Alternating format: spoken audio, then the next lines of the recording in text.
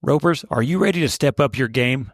My online course, The Basics of Roping, is built for beginners, but packed with tools to help ropers of all levels sharpen their skills. With over 2 hours of instruction, frame-by-frame swing breakdowns, when to turn your hand over to keep your loop open, when and where to let go of your rope so you can get the horns in the middle of that loop, over 15 dummy drills to simulate real-life runs, you'll have everything you need to improve. Go to charlycrawford.training and follow the link under the course tab to get started today. Hello, everybody. Welcome to this month's Tip of the Month, brought to you by NRS. Getting your trailer ready. Springtime's coming up. We're all starting to get geared, ready to go to high school rodeos, junior events, jackpots. Things are starting to get geared up to head that way. It's an exciting time of the year. So things that I like to make sure that I have in my trailer, things that I want to check to make sure that I have everything that I need. I like to start off with water buckets. This is just my personal preference. I like those 18-quart flat-back water buckets. I like those where I can hang them up high enough where the horses can drink. I can hang them on the side of the trailer. I can hang them up there on wherever a fence post is, or whatever I'm tied up during the jackpot. So that way they're mobile. I like to keep some, at least 2 for each horse. Grain buckets, I like them 8-quart flatbacks. That way they can fit inside the water buckets where it doesn't take near as much room in my trailer. And so that's why I kind of like having those. And I like having bucket straps for each. And then, like I say, make sure you hang them high enough so the horses can't paw in it or get their foot in it, because those are things that can happen. I like hay bags as opposed to hay nets, especially in the trailer. It's just a little bit less waste. We have some nets around here and stuff, but it's inside like places to where they can eat it on the ground. We just like less waste for me as opposed to when we're out there on the road. And also same thing, make sure you hang them high enough where the horses can't paw in it and get their feet stuck in it.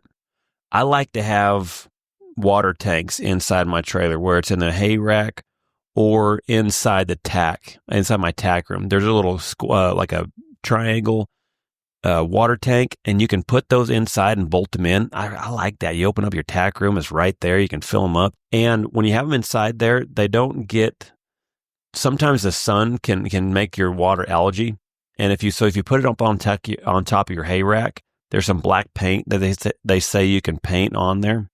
That'll help from the sun making a lot of algae up there and for your water. But I like the little the triangle ones you can put right inside the corner where there's a dead space in your tack room. And it's easy when you get done unsaddling your horse, got water right there for your horse. I like to have shavings in the back of my trailer.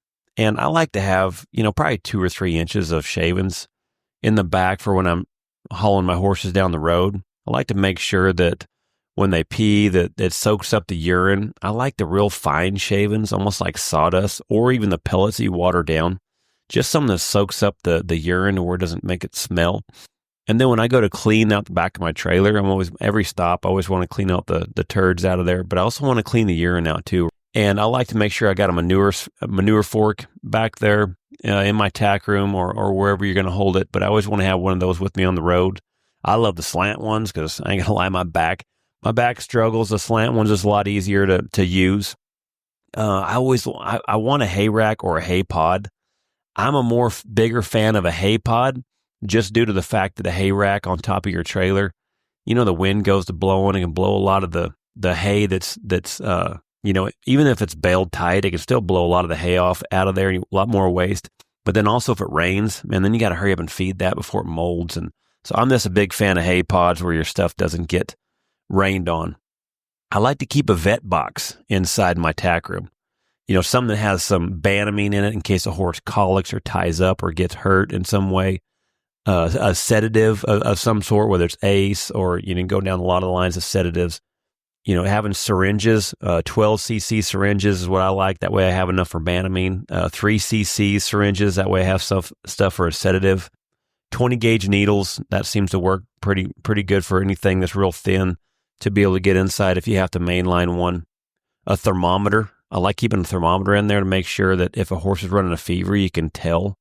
Anything to wrap a leg in case it gets cut, and some kind of wound or medicine stuff, Furacin of some sort, to be able to doctor anything in case your horse gets cut. I like to make sure there's a tire ramp in there for sure. Those can be a big deal where sometimes a guy can forget to have those things. You blow a tire, got to make sure you got a trailer ramp in there. I like the impact guns with the batteries. If you have it, make sure you have a couple of them.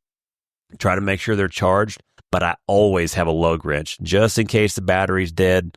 I just want to make sure that no matter what, if there's a tire, if I need to change a tire, I've got everything I need.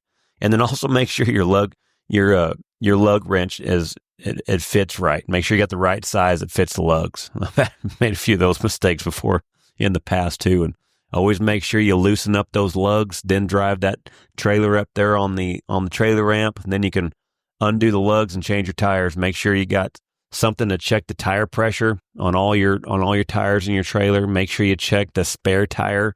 Make sure you got air in those as well.